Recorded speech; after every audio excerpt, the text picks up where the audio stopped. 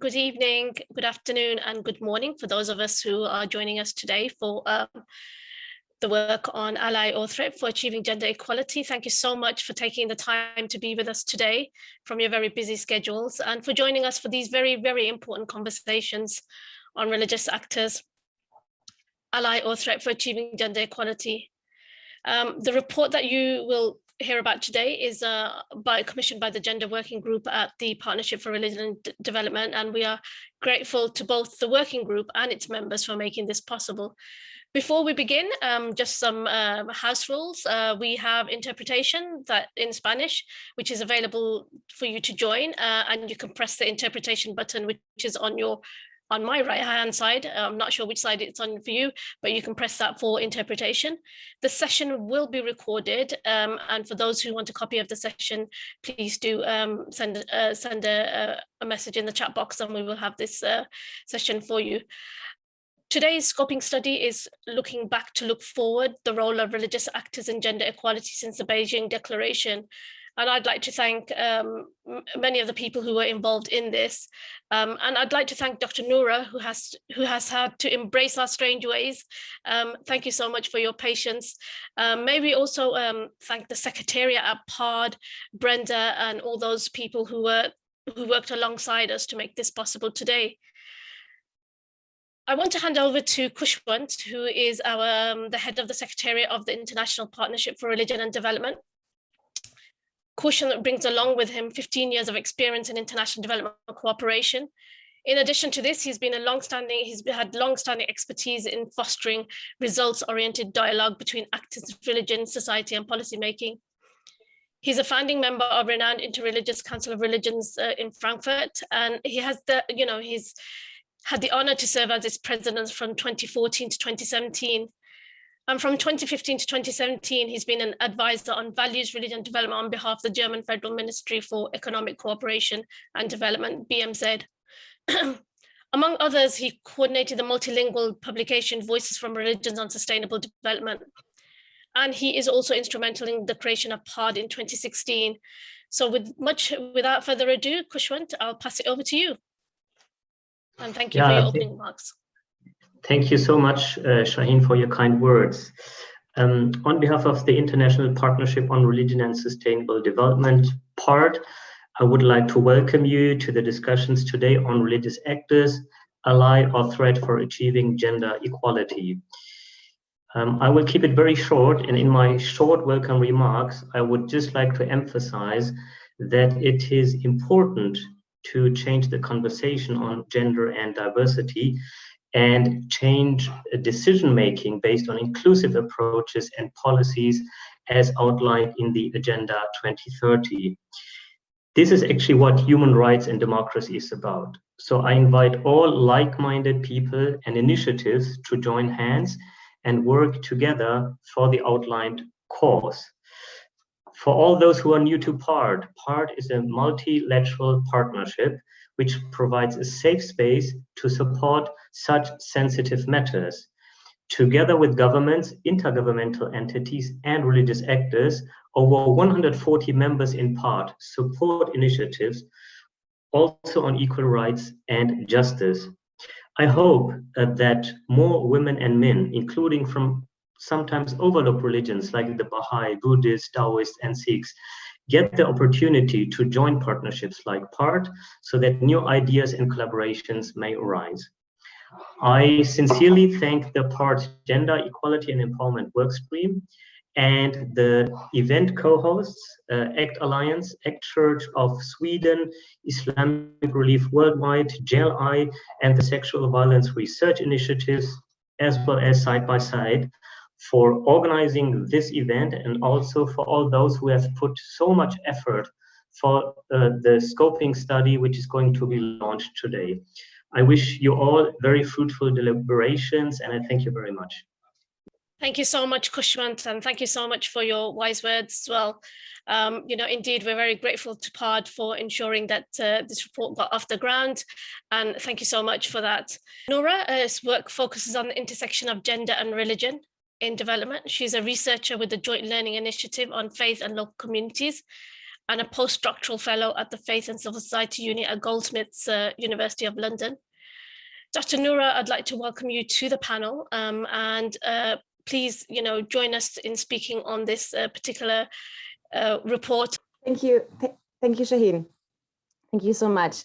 The report that we're launching today is an attempt to bring a bit more complexity to the diverse roles religious actors have played in the context of gender equality. So the report looks at the 6 targets under the Sustainable Development Goal number 5. And those targets are to end discrimination against women and girls, to end gender-based violence, to end child early and forced marriage and female genital mutilation, to recognize the value of unpaid care and domestic work, to increase women's participation and leadership in decision-making, and to ensure sexual and reproductive health rights and access.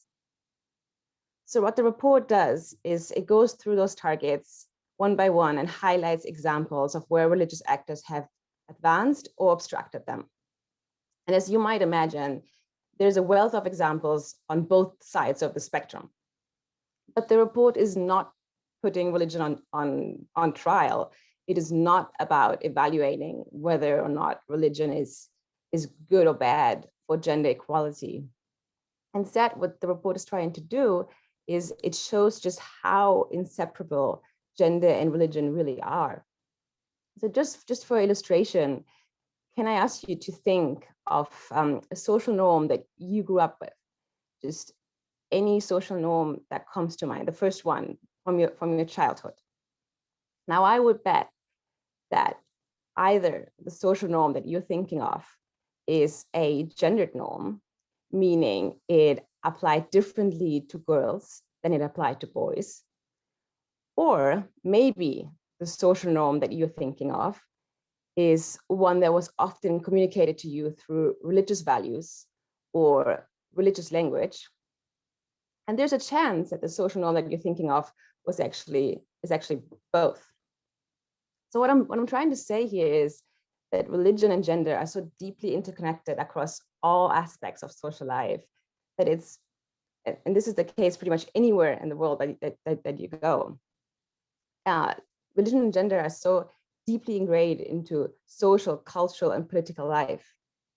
But it's a very dynamic interplay. As we all know, gender norms can be swayed into either direction. They can be more patriarchal or more feminist, or anything in between. And religions, as we all know, have historically condoned both patriarchal social changes, but also feminist social changes. So this is an ever-changing space. And there's a constant power struggle over claiming the right to defining this space and to making the rules. And therefore, this intersection of gender and religion is all about power and control. So if you think about it, gender norms alone already hold so much power over people. And rules claimed in the name of religion also hold so much power over people. So the combination of the two is possibly one of the most powerful ones in society. And this is really important to recognize just for a moment, because issues linked to gender and religion are so sensitive because they're always connected to power. You cannot address gender and religion without challenging power dynamics, without changing or upsetting the status quo. There's no addressing religion and gender without controversy. And this is the same anywhere, whether you attempt to change family laws in Egypt, reproductive rights in the US, divorce legislation in the Philippines. Gender and religion are always challenging. They're always challenging, provocative, messy, they're complicated, always. It's a real power struggle. And I'm stressing this point because so far, a lot of development organizations are understandably fearful of going near this intersection. But this is just the nature of gender and religion. A friend of mine who's a women's rights activist in Malawi said to me, change is always controversial. If you're not shaking anything, you're not changing anything. The report also highlights the personal struggles of some religious actors who have taken on the challenge of changing gender discriminatory norms claimed in the name of religion in their own communities. And these individuals take big risks every day. And they take the exact risks, if not bigger risks, that also the development organizations describe and fear too. The report also gives some suggestions of how development organizations can then support these processes. There are 3 areas that need particular attention. One is gender-focused partnerships with those actors who already take the risks I just spoke about and who already address these issues. The second is improving the religious literacy of development actors, meaning your ability to understand that religions exist in socio-political and historical contexts. And lastly, the implementation of a comprehensive gender analysis that emphasizes the complex interplay of religion and gender early on in the project cycle. So to avoid damaging generalizations and misrepresentations of these subjects. To finish up, I just want to acknowledge just one more time that work in this area, as we all know, takes generations. And especially when it comes to social norms, it takes so long to overcome them and to break them, and only seconds to reproduce them. But there's a lot of hope here too, and there's much progress achieved already. And I'm very encouraged by the examples that the report brings together, and also by the panelists that we have here today, because the evidence of their work are great examples of what can be achieved. All right, that's enough from me. Thank you, and back to you, Shaheen.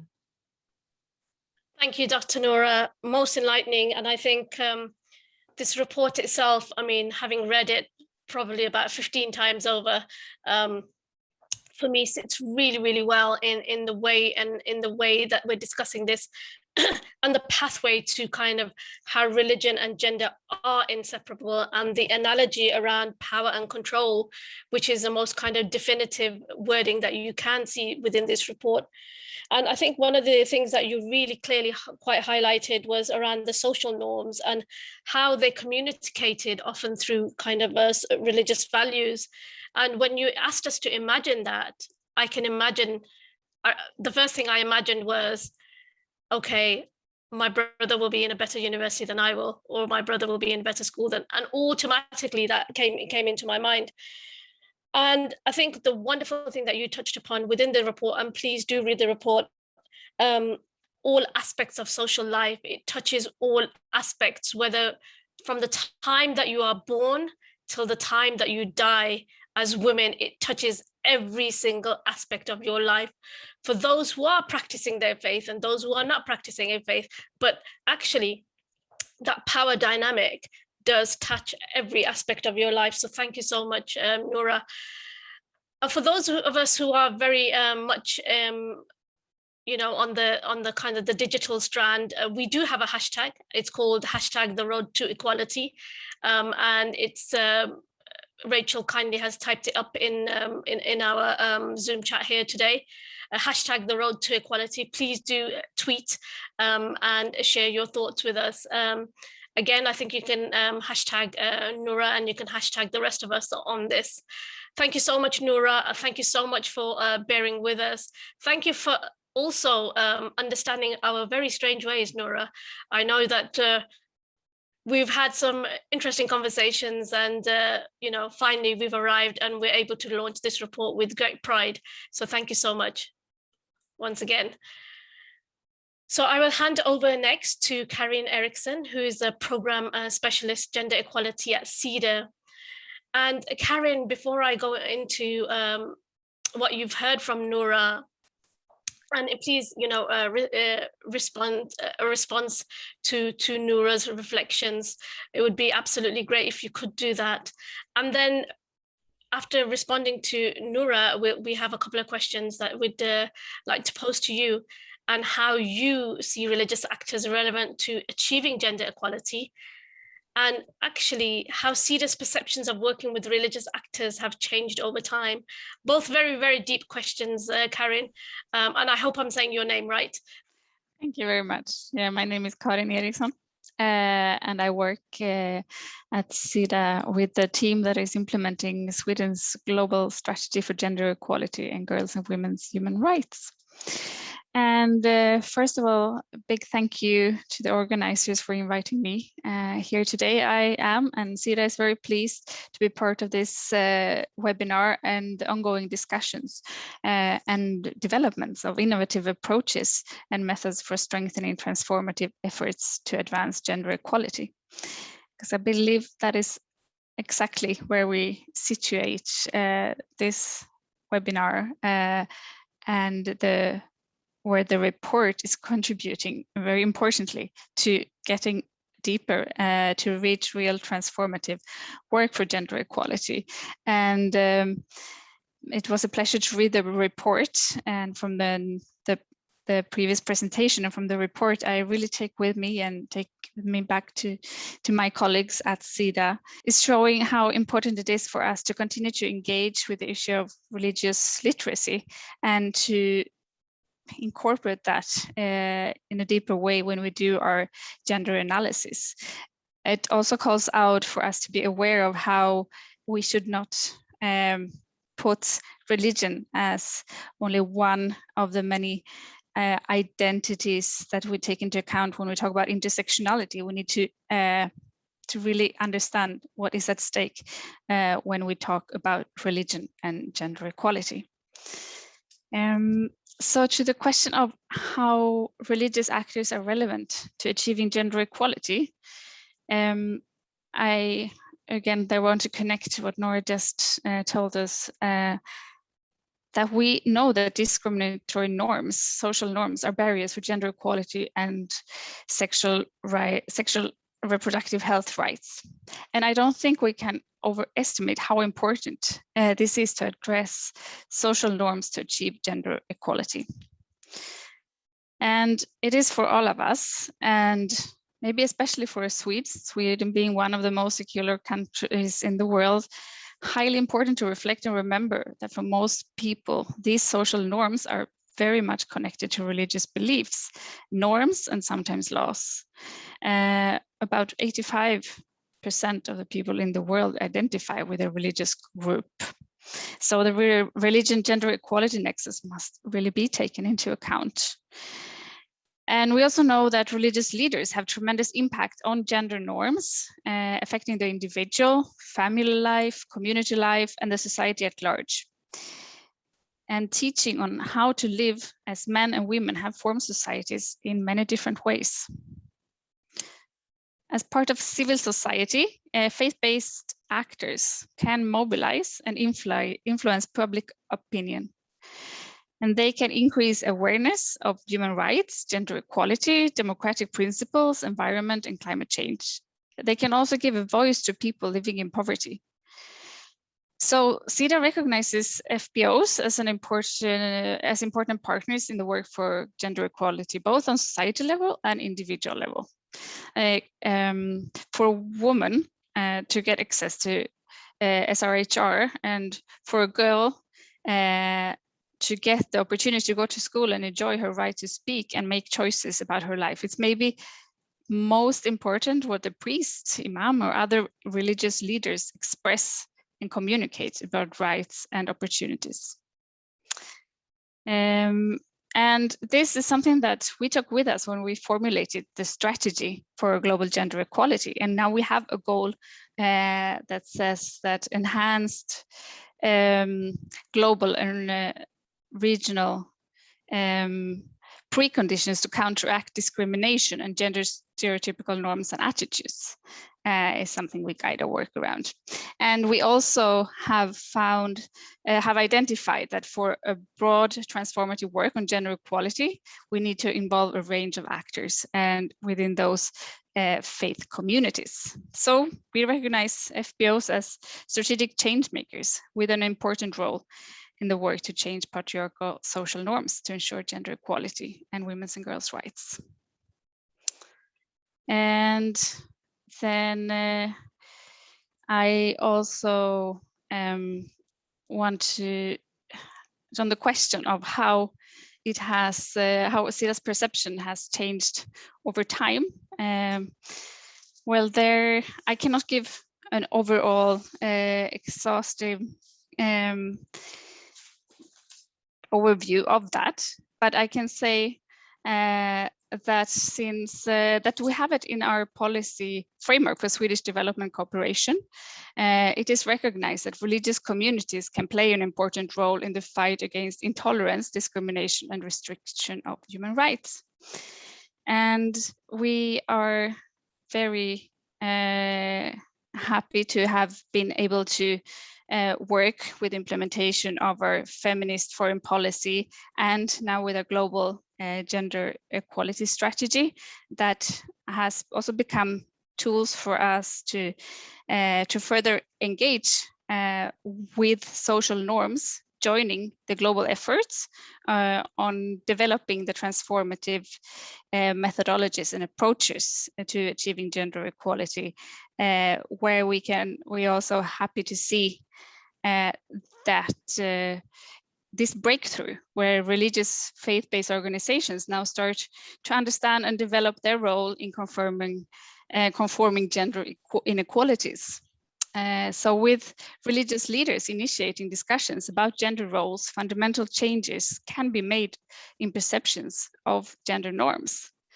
And as SIDA, we are convinced that this contributes to real changes. So as we have a tradition of engaging with religious actors, we are happy now to continue this effort and joining forces with faith-based organizations to continue this work. And especially so now when we see the backlash against gender equality and human rights, and we have a global worrying situation of shrinking civic space, it is even more important for us to sit down together, to bring actors together and make sure we strategize in a way where we can actually achieve this transformative change from the bottom and up, and also connecting at a global level and advancing at the international arena. Thank you. Thank you so much, Karin. And so important, you spoke around discriminatory norms, sexual reproductive health rights. And I think one of the most interesting things is that, we are at the cusp of when it comes to this crucial intersection of faith, gender, and human rights. And it almost feels as though now that we've come to that understanding, governments and government donors can actually see where the social norms and the beliefs come together to work on this global effort. And so thank you so much for that, Karin. And I think in amongst that, I think what you see is that, you've listened and you've seen how you can better understand the very critical nature of this work, and how actually for some areas that, it is able to be able to tackle the injustices that we see around the world. So it's a really, really amazing positive step. And I believe that you can really tap into that faith dimension for all of us to make a positive difference on how we as a collective can advocate for equality in this space. So thank you so much, Karin, and thank you so much for your thoughts, and thank you so much for your thoughts on the work that Nora has done. Thank you so much. So now our next speaker is Umaira. Before I speak to Umaira, I just want to let you know that don't forget the hashtag that is available on the chat. Please do text, and please do actually go on Twitter and reach out and make your comments and make your tweets, and do tag us into those. Before we go on to Umaira, who works for the Advancing Universal Rights and Justice, who's a Universal Rights and Justice Coordinator for AWID. Omaira, I just wanted to know if you had any reflections or thoughts on what Karen had said. Hi there. I think, first of all, thank you so much for inviting me here. And I think Karen brought up some really important points, specifically about the role of religious actors, and to really think of how we can, like you said, work across issues and across regions, and how we can really strategize collectively as we see religious actors that are progressive and not progressive kind of work together in the same way. So I'd really thank Karen for that. So let me just introduce Myra to the audience. So Myra is a coordinator of the Advancing Universal Rights and Justice Initiative at AWID. Her work focuses on challenging fascism and fundamentalisms and advancing the rights to gender equality and sexuality in human rights spaces.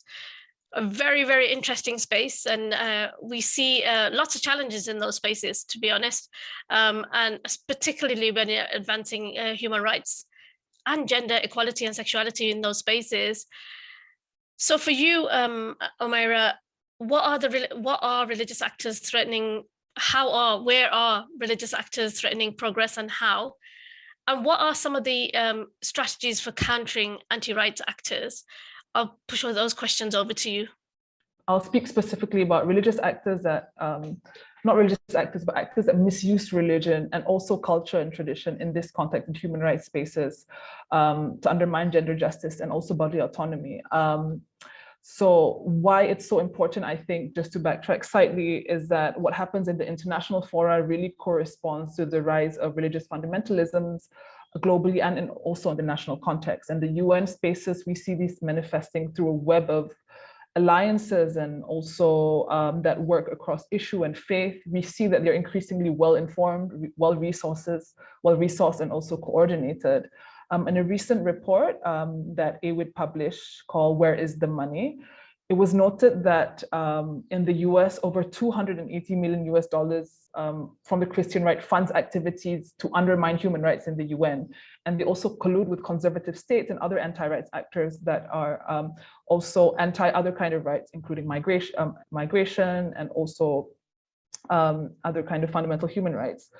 So on the other hand, we can contrast this against feminist organizations in the global South who are operating on a budget annually less than $30,000. Not only is it outrageous, but it really presents a real threat to the hard-won rights fought by feminist social justice movements and also progressive faith-based actors.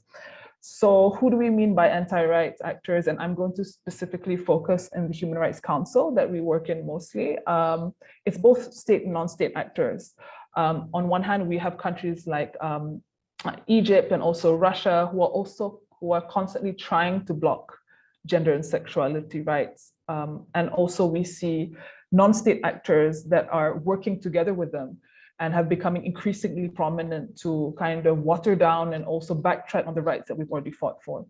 I think one thing to really highlight is that these anti-rights actors or these actors that are using religion, what they really do is they co-opt human rights language and also social justice struggles. So what we're seeing is that instead of speaking very openly against women's rights or sexual diversity, they mask their arguments under human rights language that is seemingly acceptable and also under a veneer of respectability. What they do is that they really manipulate accepted human rights concepts to push for regressive and anti-rights agendas.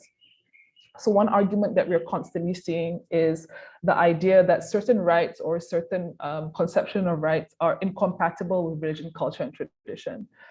And we've seen this really recently with the withdrawal of Turkey from the Istanbul Convention, where the similar argument was used. We see the blocking of inclusion of comprehensive sexuality education in certain resolutions. We see the denial of the concept of key populations because it is not sensitive to certain cultures and traditions. And I think this is something that we really have to keep in mind, that these actors are no longer just couching very open anti-rights kind of arguments, but they're really slick and sly in kind of co-opting the narratives that we have worked so far to achieve.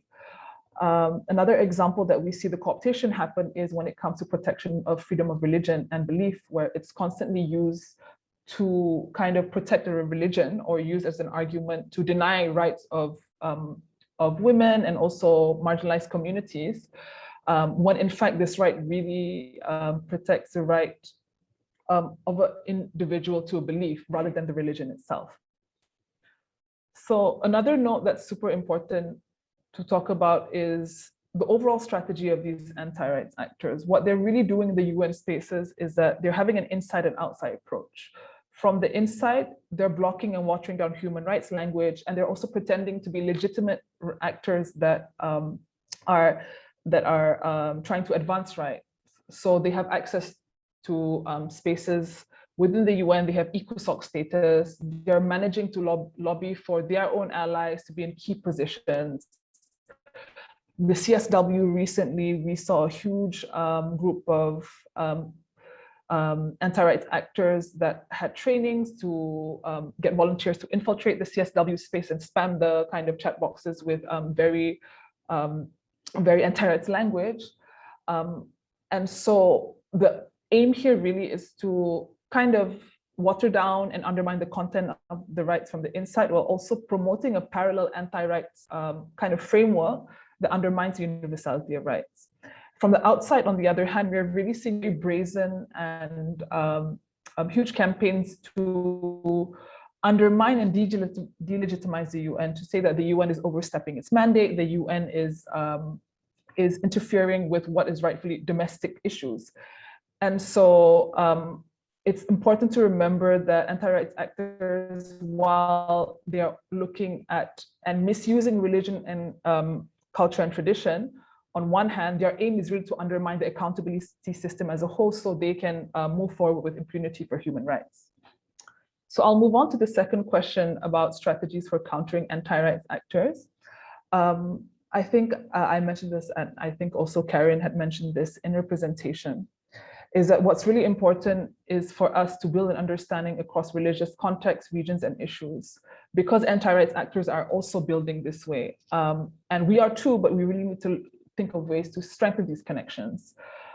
With the threat that we're up against, we need to organize collectively and leverage on our different entry points and strategies and narratives. And that's why the report, Looking Back to Look Forward, is a key example of an analytical resources that feminist organizations like us can think strategically about ways to collaborate and engage with religious actors that might not necessarily be on our radar, and also understand the nuances and complexities in doing so. From an example of with ourselves, we coordinate a group called Observatory on the Universality of Rights that brings together different organizations from different entry points, including feminists, groups, LGBTIQ actors, feminist faith-based organizations that are working at different levels and different spaces. We also work with groups that share information that focus more primarily on not necessarily gender justice, but also, for example, the political far right. And what we've found is that it's really important to join up these different movements and really push forward this gender perspective. It's also to say that what's really important is that we have to be intentionally holistic and intersectional, not only in bringing different movements together, but also the framework that we are using. We really need to break down silos, not just in terms of topics, but also understanding that there's a bigger value in having a big picture analysis and cross-movement mobilization. Because anti-rights actors, the way that they're misusing religion is an existential threat across all of our rights, and not just gender justice and sexuality. And we need a joined up response to also match that. I might be out of time. I'm not sure where I am right now, but I think one part of this, and this is the work that AWID is doing with the observatory, is building tools to fight back collectively. So we realize this requires an intimate knowledge of the ways that anti-rights actors operate. And we came up with we published 2 reports. They're called Rights at Risk, that are born out of these recognitions. What they do is we hope they really support the report that has been launched by Alliance. And in that it really zooms out to spotlight the threat of rising fascisms and fundamentalisms through a feminist power analysis. It really hopes to map the transnational anti-rights lobby, their connections to power, and their resources and strategies. It also provides tools to help us talk back. And while we may know a lot of arguments, we might not have them at the back of their hands. Just the last point to highlight as well, what's super important that we realize is we need to also think about countering anti-rights actors from a more expansive approach that isn't just limited to resisting. This necessarily includes changing the narrative, work like strategic communication, reframing and building back collective narratives. We have to really let them know that they don't own religion, and we need to build discursive spaces to strengthen and visibilize our own narratives. So for example, we have our partners here, Musawa, that does such a great job at taking up feminist theology and liberating interpretations, and really help redefine the value of women, LGBTIQ communities, and center the right of bodily autonomy. And so through the Rights of Rights report, we also hope to provide methodologies and tools that draw out this kind of narrative. It's really important to let others know that our feminist worldviews are built on a vision of liberation for all, where human rights are truly universal rather than decisive. So thank you so much. Thank you so much, Amira. Fascinating. Fascinating for those of us who are listening. It was just amazing. Thank you so much for that. I mean, I think, Amira, from our perspective, when you've spoken about actually how money actually undermines a lot of the discussion that's happening today, and how state and non-state actors contribute towards gender inequality in that sense. I absolutely see it. I mean, most of us have seen the kind of I guess, with everything that we've seen, we're at a kind of a historic juncture at the moment where we're faced with this very critical opportunity to be genuinely transformative and really lay down some really amazing groundwork. I think personally, and I know nobody's mentioned it today, but from a decolonized and an anti-racist kind of sector space, and we really have to focus on the kind of the adequate reflection that you spoke about today, from all the organizations that you work with and that we work with.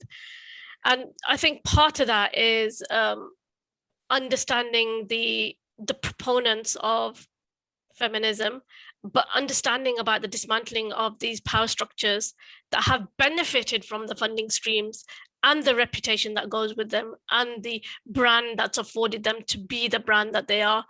And, I think part of that, Amira, is that we can claim to speak truth to power as Black and brown women, or as women in this systematically ignored, and we're rebuked and we're hindered from reaching that very level that we want to be able to reach.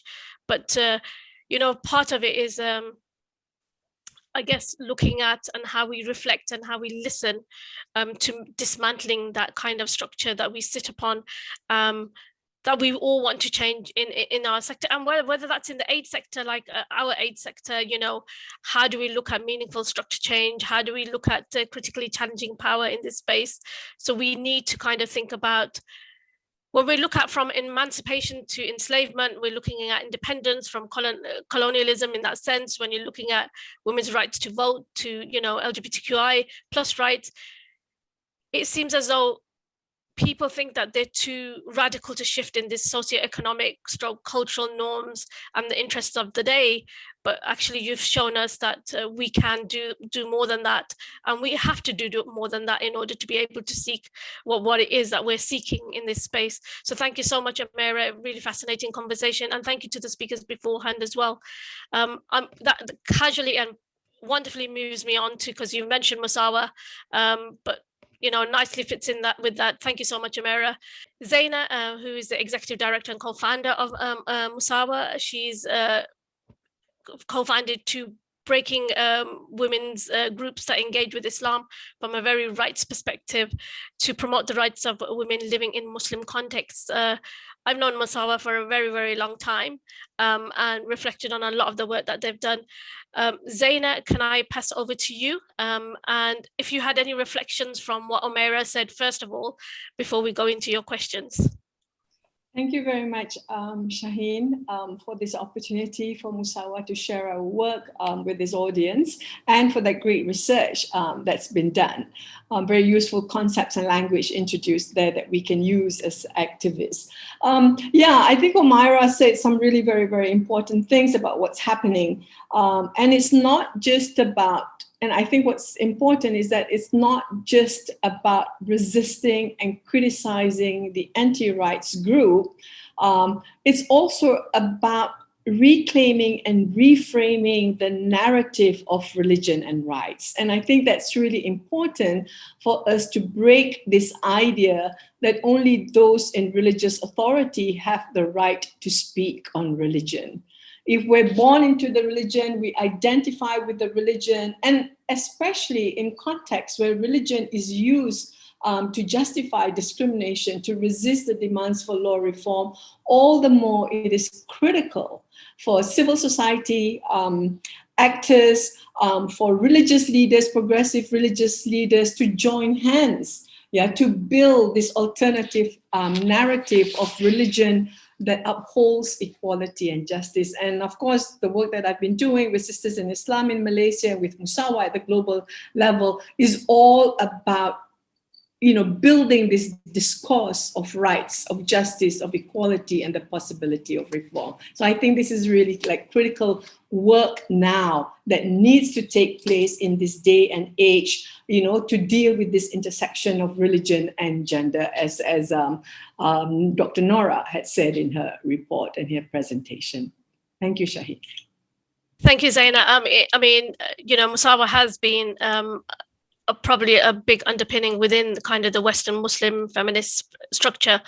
Can you just share some of your approaches to working at the intersection of religion and gender equality? I would call it a triple nexus, but a triple nexus is used in the framing around the humanitarian space. But for me, I think it's really important. You got religion, gender equality, and when you see rights as well.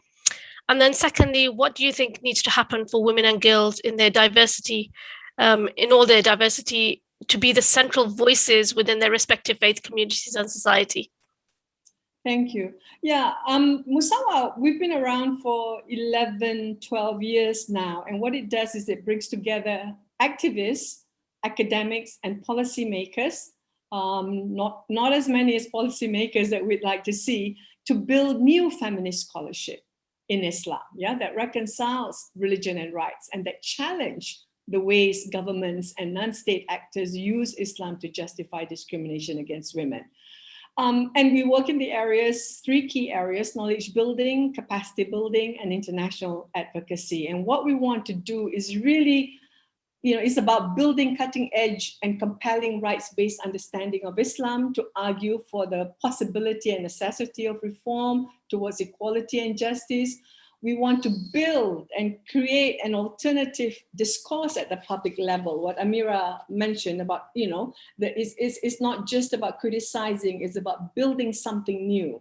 An alternative discourse of Islam and women's rights, and to counter the traditional patriarchal discourse, and to break the hegemony and the belief that only religious leaders, only the ulama, the traditional scholars, have the authority to speak on Islam.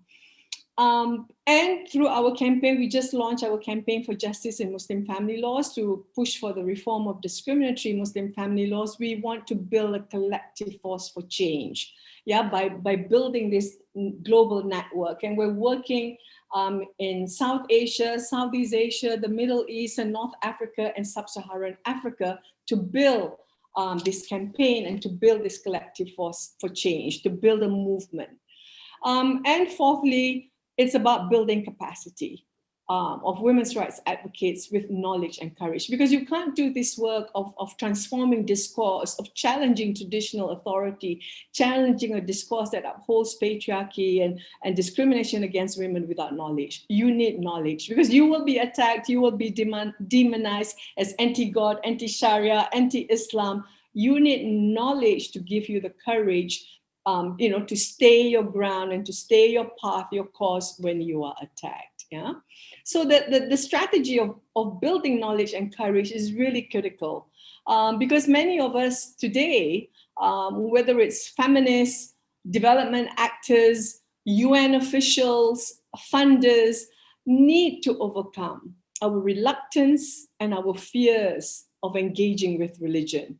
because we don't understand it, because we don't want to appear, people to accuse us of being religious, because we fear being attacked and demonized, because we fear being charged by the state authorities who conflate their words of God and their law to conflate their words and their law to be the word of God. So in this day and age, we all need, as Dr. Nora said, religious literacy. We need religious literacy when we deal with gender equality. And this is one of the most important things that Musawa is doing at the global level, building religious literacy. In fact, I just came an hour ago from a training, a 6-day training that we're doing for activists in Sudan. Sudan is going through an important transitional process to democracy, and they need, and given the conservative context, Islamist politics, their political Islam in Sudan, and the resistance to reform and the use of Islam to justify why they cannot be changed to discriminatory laws, the activists in Sudan realized that they really need to understand Islam better to fight for gender equality. So we're doing this course called Islam and Gender Equality and Justice, where we build the capacity of women's rights activists to understand how knowledge is produced in the Muslim tradition, how it is socially constructed. It is not divine law. It is socially constructed and therefore can be reconstructed in the context of changing times and circumstances. How do we bring about change to how Islam is understood and used as a source of law and public policy and practice?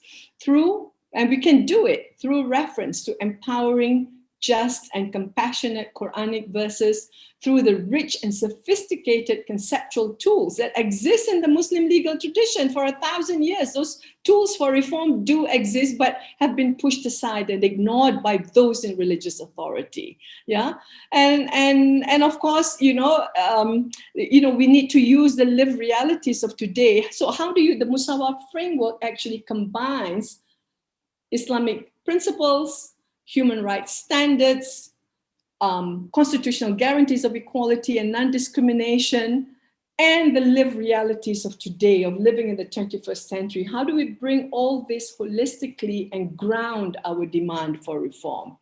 And we engage with the UN system, in particular the CEDAW process, by submitting thematic reports, working with our advocates at the national level whenever governments report to CEDAW sessions, and governments use Islam to justify their reservations and non-compliance with treaty obligations, not least with Article 16 on marriage and family relations. Not surprisingly, the most reserved substantive article of CEDAW. We developed good practices table in Muslim family laws as a resource for the CEDAW committee to use to counter the claim by governments that their discriminatory laws are divine and unchangeable. So the CEDAW committee then refers to our table to show to governments reporting before them, look, these laws can be reformed, given the diversity of laws that exist in the Muslim world. So this kind of literacy is extremely important to enable for a constructive dialogue to take place, to push government and pressure governments that change is possible, because there are many Muslim countries that have already changed some of these discriminatory provisions in family law, where there, minimum age of marriage at 18, where polygamy is banned or severely restricted, where women have equal right to divorce, where mothers can have rights to guardianship of their children. There's diversity of laws which shows that the problem is not the religion per se, that this willful non-compliance is so obviously not about the divine will of God, but about interpretations and the choices governments make in the process of lawmaking, and whether they have the political will to end discrimination against women. So don't hide behind God.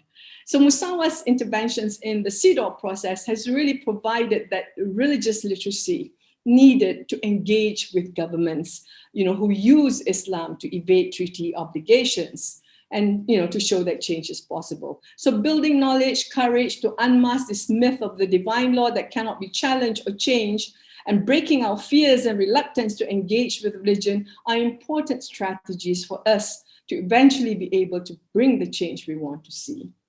To your second question on what needs to happen for women and girls to be recognized as central voices within their respective faith communities and society. Yeah, this is the big challenge, especially in contexts where women are not recognized as having the authority or the right to speak on matters of religion. Yeah, power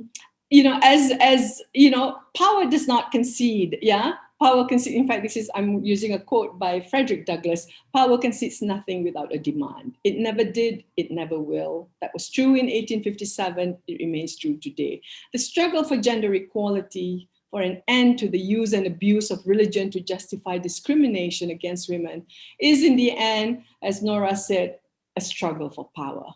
Power of men over women, power of the state and its religious authorities over citizens, and power over the divisions of wealth and goods.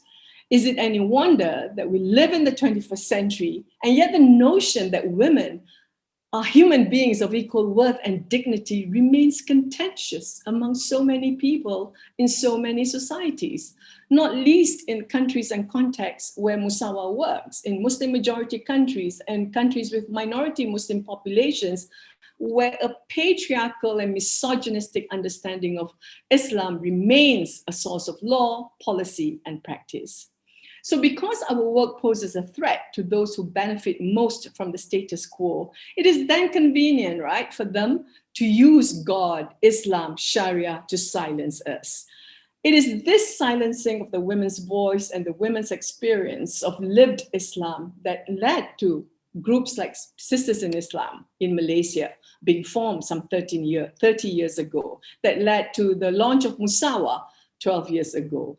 We needed to have our voices heard, our lived realities heard, and how the impact of discriminatory laws and practices are harmful to our well-being and the well-being of family and society. Therefore, breaking the hegemony of those in religious authority is important for our voices to be heard, to be legitimate.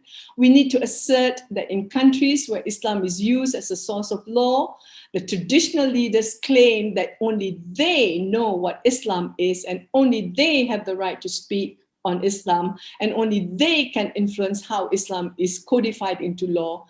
All these need to be challenged. And today, with the work of so many women's groups, not least the work of Sisters in Islam, of Musawa, more and more women in Muslim contexts are asserting their right and their authority to speak out on how religion is understood and used to govern our lives. So we claim our authority and right to speak from our experience of being impacted by these discriminatory laws and practices. That's our legitimacy.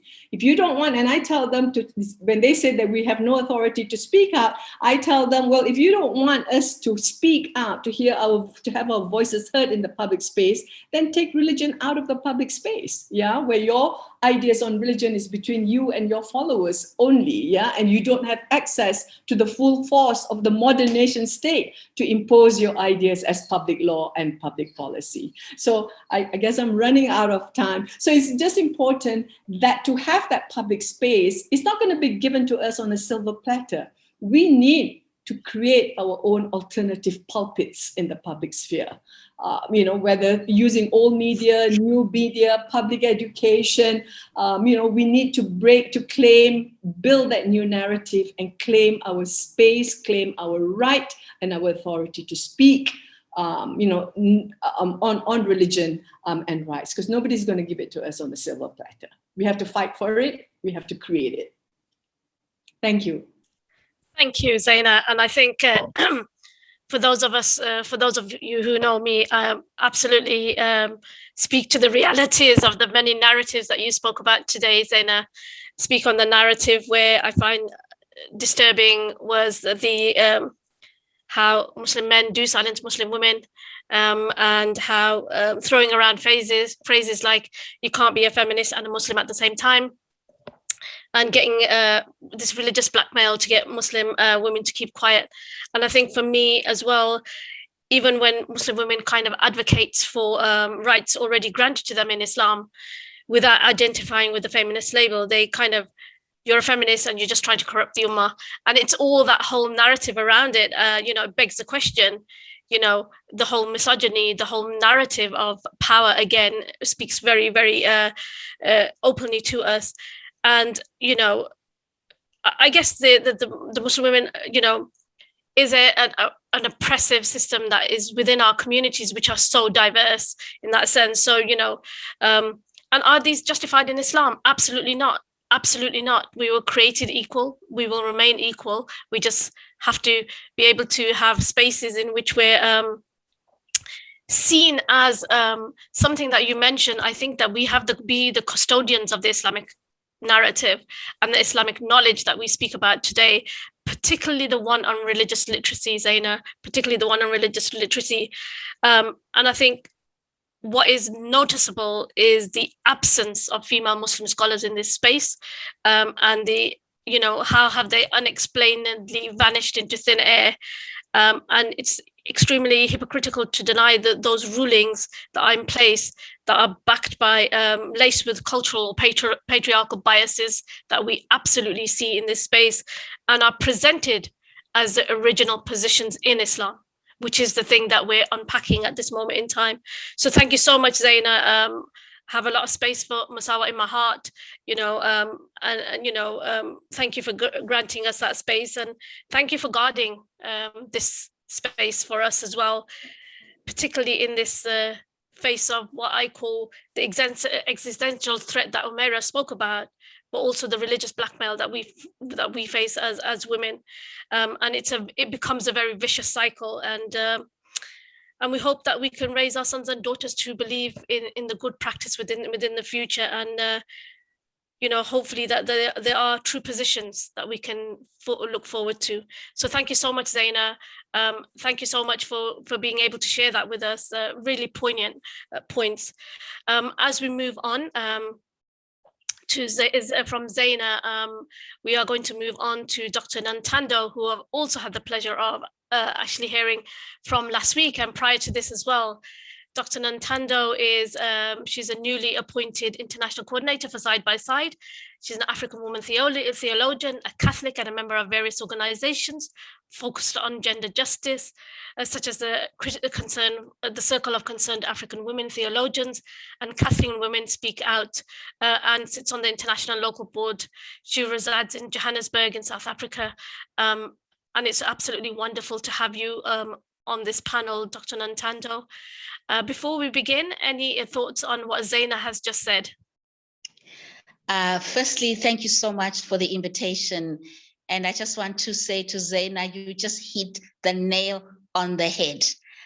You know, you just echo. I just couldn't stop, you know, nodding throughout your points, because you are echoing where we are and the very thoughts that I have in terms of gender and religion, particularly when you speak about the fact that as feminist theologians, we are not only just critiques of the religious, you know, but we need to generate an alternative narrative that women can understand and buy into, because patriarchal religion is well constructed. It is a religion that has been embraced. It has given life to women, so that even when we are talking about changing the narrative, we need to take also seriously the women themselves, the agency that they have, the way in which they are appropriating patriarchal religion, and together we can reconstruct it.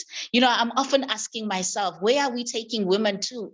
You know, when we if we don't have a vision, then we don't know where we're taking them to. What kind of religion, what does a non-patriarchal religion looks like? And how does it feed into the whole transformative that we are wanting to do in terms of, you know, gender equality, in terms of, you know, moving into the SDGs. So it needs to be a holistic vision of religion that allows for women to flourish, communities to flourish on all levels. And so I just really, like I was saying, yes, from the depth of my being, because this is something that I'm really passionate about. And it's also linked to the way that sometimes as theologians or civil rights actors, we develop a narrative or vocabulary that is so complex that it cannot be translated to the grassroots women. And we have seen from the African context that grassroots women, when they understand injustice and inequality, they rise up. If you look at the history of the liberation from colonialism and apartheid, women were central to that. So and I also like also the point that you made about religious actors, not just being the leaders, but everybody who is in that religion is a religious actor.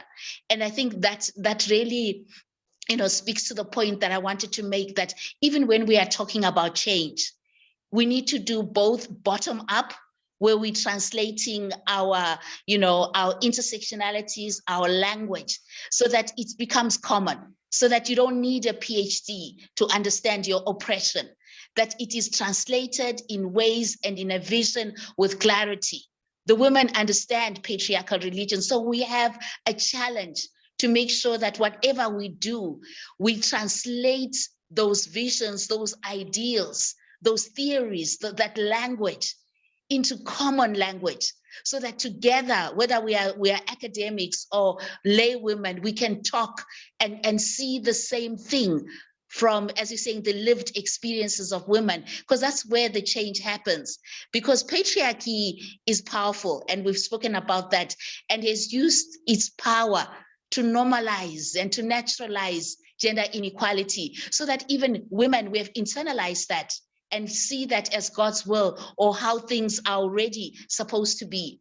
So even in the dismantling of patriarchy, we need to be able to, piece by piece, replace it with a vision for women, so that they can buy into it. If we look at the liberation struggles against colonialism, it was the vision that all people, you don't even need complex language to understand it. You knew from your experience, you knew from what was going on, you were able to make that connection. And so we saw this grassroots swelling of women and men rising up against colonialism. And we use that and so we've got those kind of examples to say to us that when we are dealing with issues of justice, we need to have a clarity of vision, a replacing of what it is we are deconstructing. And even further, that what we see, and I think I mentioned, is that when the ideals, when gender equality is an ideal and doesn't translate into the vision of women being free from violence, being able to speak, and also of men. And we are seeing here, like we spoke about progressive religious leaders, we are seeing the proliferation of male organizations joining with women, in the civil space. And that's really a very interesting phenomenon that we have here, where you've got the best constitution in the world, you've got the government right there upholding women's rights. And so when women are out in the world, in civil society, they know that their rights are guaranteed. But the minute they step into a religious space, it's like they step into another country in the same location where the same patriarchal norms are being repeated and undermining the Constitution, the Bill of Rights, that is the reality of women. So we had a situation where we had Dr. Pumzile, who is, in the UN and director of gender. There she is occupying a top position. But when she steps into the local parish, she's treated as a child because of the way in which the theologies of inferiorizing women have been so normalized.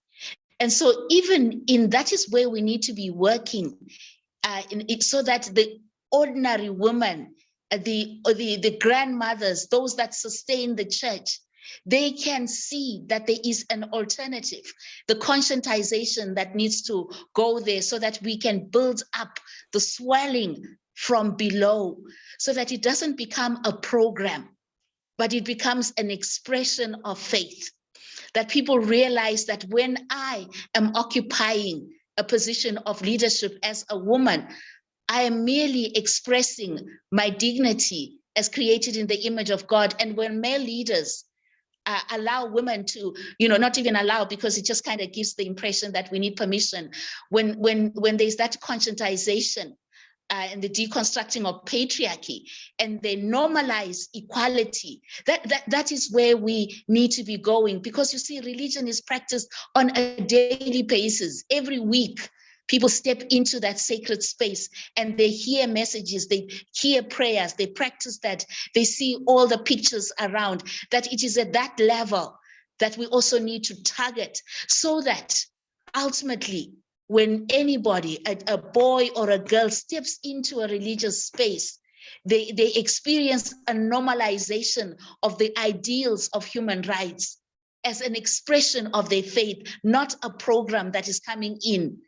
At the moment, it is a program that is coming in, but that needs to be driven by a vision of what does a non-patriarchal faith look like, and how does that translate into the day-to-day experience of faith and practices, so that we present, as Zana said, an alternative to patriarchy, a vision. And we know from liberation struggles that it's the vision that drives people to be able to step out and to speak.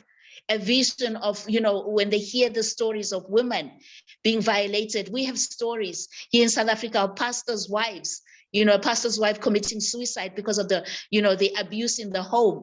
That such stories, that such lived experiences begin to permeate into that religious space. And that's where the feminist progressive theologies can come in, when that opportunity is ripe, and begin to talk and conscientize women and translate the NGO language, human rights language, into a literacy where people can understand their own oppression and be able to rise up.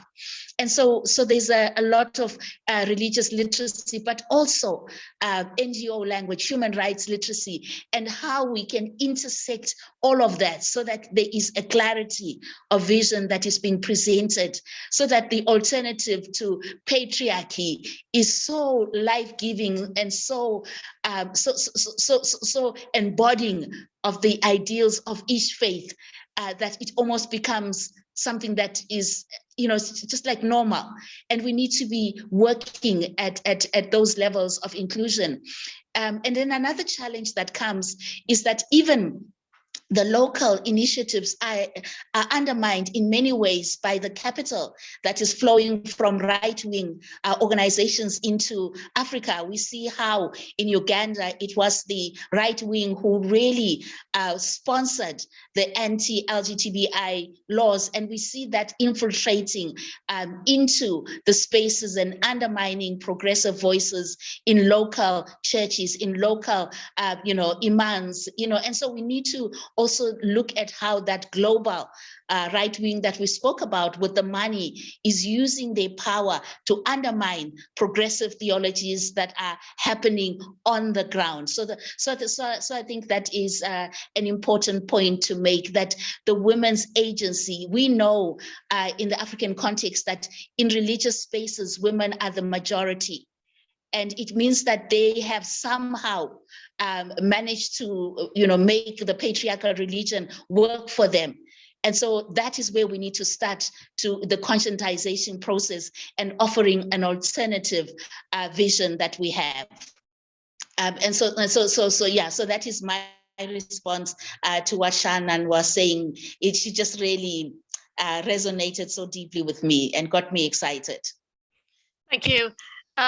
So Dr. Nantando, I think you've answered your questions, to be honest, which is what are some of the challenges working as religious actors to advance gender equality? And you already mentioned that around the patriarchal narratives that you spoke about, and you spoke about undermining how people are undermining the progressive theologies in around this space.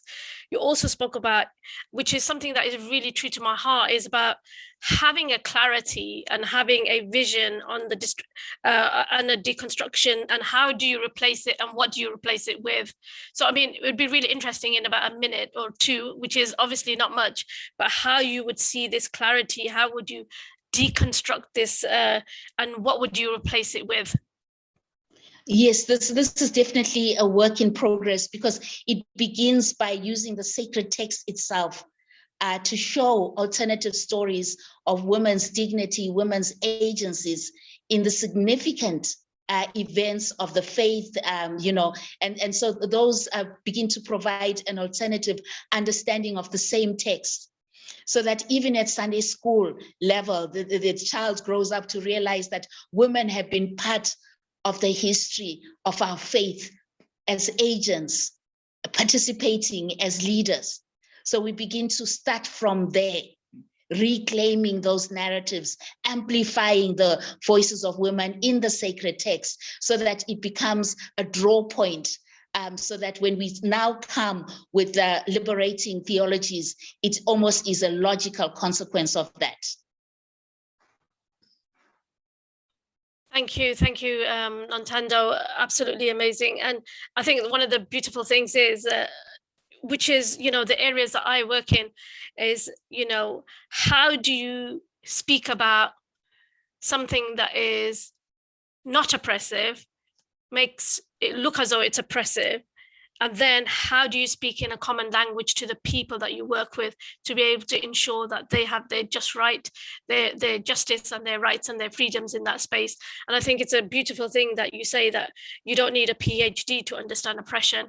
And this is the thing, you don't need a PhD to understand oppression. Oppression comes in so many forms, whether that's both where it can be from a gender-based violence perspective, or even to the space when you can walk into a mosque or a temple or a church and you suddenly find yourself as an inferior human being in this space, when it is your God-given right to have the equality within that space in order to see yourself being reflected in the sight of God. And actually the reward that you get is exactly the same as the male, because that's exactly what you're judged on in that space. So yes, the clarity and the vision that you speak about. In terms of your final question, I guess you've already done this, but can you share an example of something that has worked and how your community has responded to this? Yes, I will, because I'm the new international coordinator for Side by Side. I'll give an example from Side by Side, and then I'll give an example of my former life prior to Side by Side. That already reading through the reports of Side by Side, where there's a breakthrough, where, you know, often, especially the issue of gender-based violence and rape, and because that touches on sexuality and male power, that for ministers to be able to start talking about that on the pulpit is already one step forward to saying that the effect of gender inequality is violence. Whenever there's injustice, violence is the outcome. And so what does that say to the particular faith group in terms of saying, if you uphold the inequality, that is already violence, that is already at the root of what is destroying the lives of women. So that being able to articulate that by religious leaders on the pulpit has been one of the examples from Side by Side, to be able to show that there are changes, and even for women to give voice to the expression of sexual harassment by church leaders, and to voice that and to see that something is wrong. So those conversations that are happening begin to show that there is that change comes in multiple ways, so that we do not elevate one methodology over all. We allow change to evolve in where they are. And in my former life, in the Catholic Church, when they had the Synod on the family, they excluded women, which is obviously the greatest contradiction ever.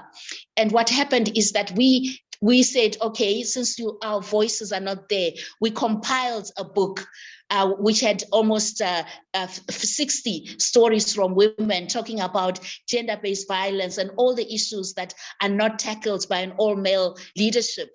And we delivered all the copies of those books into the Synod to say, this is our voice. And so there's a lot of creativity that is contextual. And I think that's what Side by Side is saying, is that we become contextual in our local parishes and begin to engage in the struggle at that contextual level, because we know how it best can target what we need to do. So the contextuality of patriarchy is different in each region, but it's still the same thing. and how in each region we need to be creative in constructing that and exchange these ideas so that we enrich the movement, the progressive movement, and so that we make gender equality the norm, the normal expression of faith. Thank you so much, Dr. Nantando, and the normal expression of faith. And what we can see here today is the illustrations that have been done as a result of today's conversations. Really interesting. I hope it's not my eyesight, but it might be my eyesight, but you can definitely read exactly what it says around inclusive policies, about working together. And I think all of us have captured that within this space. And particularly around when we spoke about the work that was being done by Awid, in the sense about what is it that's threatening progress in terms of the work that is being done. And interestingly, Awid spoke about, and Umaira specifically spoke about the ECOSOC status and how well informed people are and how well resourced they are in order to be able to build around the conversations that they had in order to threaten progress. And then some of the strategies that I spoke about on how co-opting rights around human language. Again, we've spoken to the narratives that are out there and the tools to fight back. Going on to Musawa, speaking around the kind of the stuff around intersectional narratives, around religious literacy, and how we can continue to claim our spaces by building a collective force, which goes back into what Dr. Nantando has said, which is what she just said around the sacred text, and how we can rise up and dismantle the patriarchy in that sense, and how we can build on the position of women as leaders till the day that it becomes the norm. It becomes the norm that we are not ousted and we are not criticized, or we are not seen as something different. And I think that goes back to the narrative of what Sida was saying on how we bring about these spaces and how we become allies, and how, or as going back to the report, is ally or threat for achieving gender equality. Thank you so much for the illustrations. We're gonna go straight into questions. We have quite a few questions that have come through. For all the panelists to reflect on what are some of the ways of addressing people's fear on working at the religion and gender nexus. And another question from the audience around religious leaders are increasingly engaged in gender programming of international organizations, from institutional donors to FBOs. Yet the challenge appears that greater engagement of religious leaders, whether done for instrumental and strategic reasons to advance gender equality in faith communities, can further increase religious leaders' power and help them maintain their status. What would be your advice on engaging with religious leaders in ways that would not further advantage their status and space, but rather open up space for participation and empowerment of their disadvantaged groups? Most importantly, enabling space for women. Sorry, they're quite long questions, but I hope you saw them in the question box there. Okay, great, sounds good. I can just go with the last one, the one of how to make sure that the disadvantaged groups have some space and not just the most dominant ones strengthen their power. And this touches on a problem that I think about a lot, and I think the problem here is that right now religious actors are still seen as instruments oftentimes in development. They're still looked at as gatekeepers, and so long as that's the case, development will be looking for the most powerful groups. So automatically then we'll find ourselves in a situation where automatically the most powerful groups will have a chance to speak over more marginalized voices, because there's less interest in talking to smaller niche groups, because there's less capital to gain from those groups. Right now, projects are looking for those groups who have big networks to bring to the table, who have big credibility in the communities, and just bring a lot of the social capital to the table. So this is just a conflicting situation right now. I can also say a little bit about the first question, the fear of working about religion and gender. And this is an issue that will be there for a while, and it won't go away until biases are addressed. And so there's a lot of bias in development just because it's a sector run by people, and people have biases. And so there's a lot of need for religious literacy training that has a big bias training component, if you will. And also there is a big need to talk about gender and religion outside of the work streams in development organizations that work on those subjects. So what I mean is that it's not a good situation when you have organizations where only a handful of people are responsible for mainstreaming issues such as gender and religion. It leaves a really important work stream on the shoulders of just a few people, and it's impossible to then let those few people convince an entire organization that these issues matter. And so then they will spend all their time trying to convince other people that these issues matter, rather than really being able to work on those subjects. Yeah, I'll leave it at that and hand over to the next person. Thank you, Noura. So question to yourself, Karin, what are some of the ways of addressing people's fear on working at the religion and gender nexus? Thank you. I'll connect that a little bit also to how, like, possible pathways forwards. And I think here, first and foremost, it's very important that we share the why and also the how we do this. We work with faith-based organizations. Otherwise, that might create, like, so we can demystify also the suspicions and the fears around this, and also be very more maybe explicit about the power structures that are at stake here.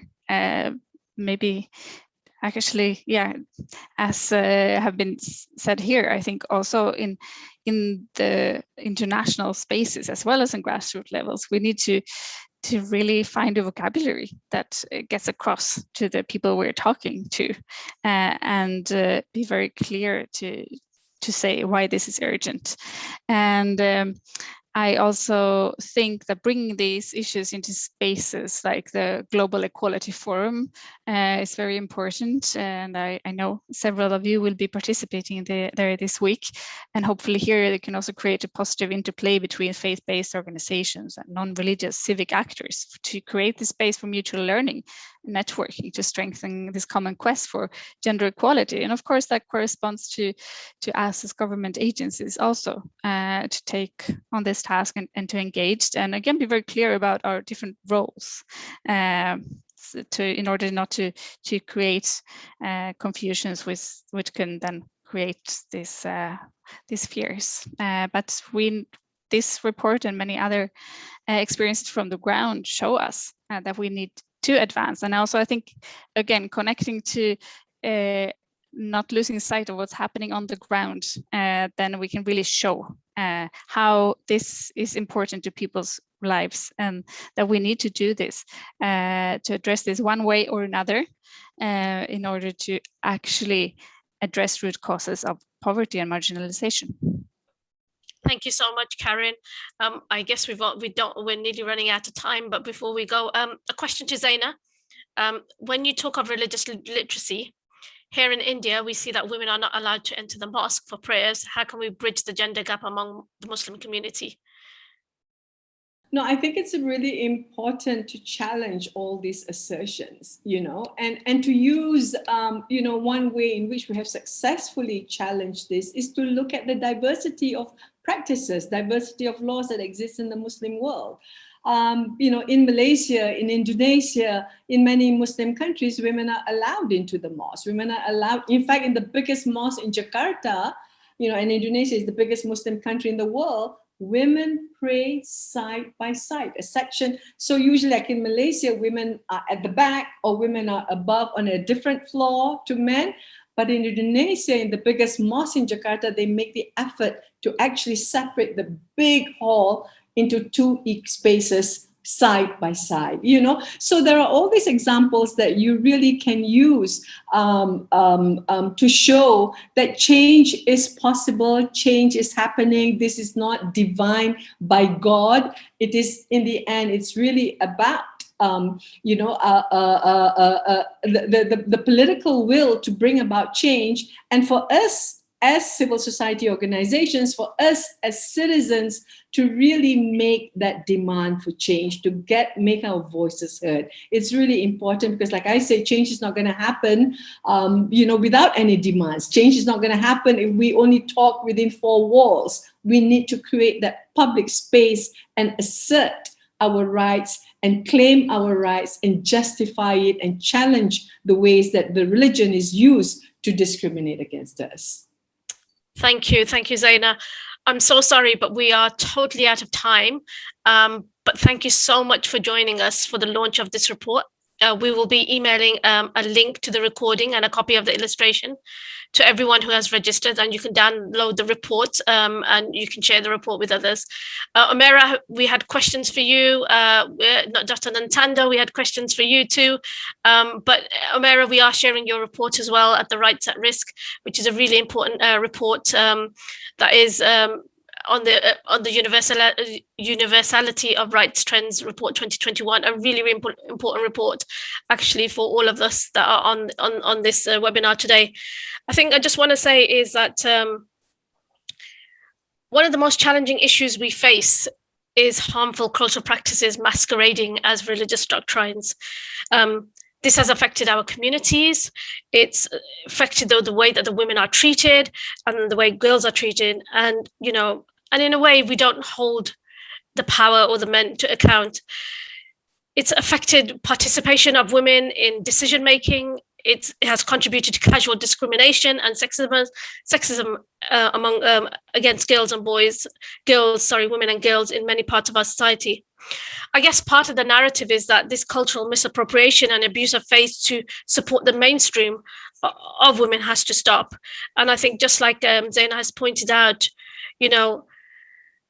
our goal today and what we are saying here today is undoubtedly an ambitious one. But I think we have to all advocate for the vulnerable in our society. And I'm not saying women are vulnerable and all women are vulnerable, but we have to, by changing the narrative around religious discourse and changing the narrative around gender justice. And actually at this point, we are seeking to affirm and advancing the rights of women and girls by applying what both Nintendo and Zaina and everybody else has said, that there is this new literacy, this new religious literacy, this new narrative that we speak of. And we want to make it clear that women's equality and faith are not inconsistent with one another. This is the point that we made right at the beginning.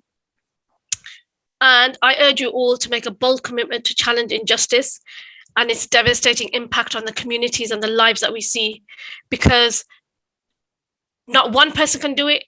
All of us have to come together to do it. And, we cannot begin to do this alone. Somebody already spoke about working in silos. We can draw upon how far that we've come in the last 2 decades, but so many gains are remaining so fragile with political narratives that we see. In so many places that I've worked across around the world, I see the entrenched opposition to equality and a brutal backlash against women and girls. Let our faith voices and our communities be our collective strength. Let there be our collective voice, a voice that says that the plague of injustice that has infiltrated our homes, our communities, our religious institutions, our schools, and our politics has no place in our world today. And we present to you a unique opportunity to join forces with the communities that are amongst this call today to build about mutual cooperation. And I hope that actually this time next year, we see a more better and more equal place for all of us to live in. Thank you so much. Thank you so much for being on this call today. Thank you so much to our esteemed panelists and our guest speakers. I hope that we can work together to be able to create this movement for change. Thank you, everyone. And thank you to our interpreter as well. Thank you to our illustrator as well. Thank you to Rachel. Thank you to ACT Alliance and to all the organizations, including PARD, and for all the organizations that were involved in this, particularly ACT Alliance, Islamic Relief, all the other organizations that are mentioned on that report that I can't think about. I do have good memorizing skills, but I just can't go back to the report. But thank you so much. And thank you to all our brilliant speakers today.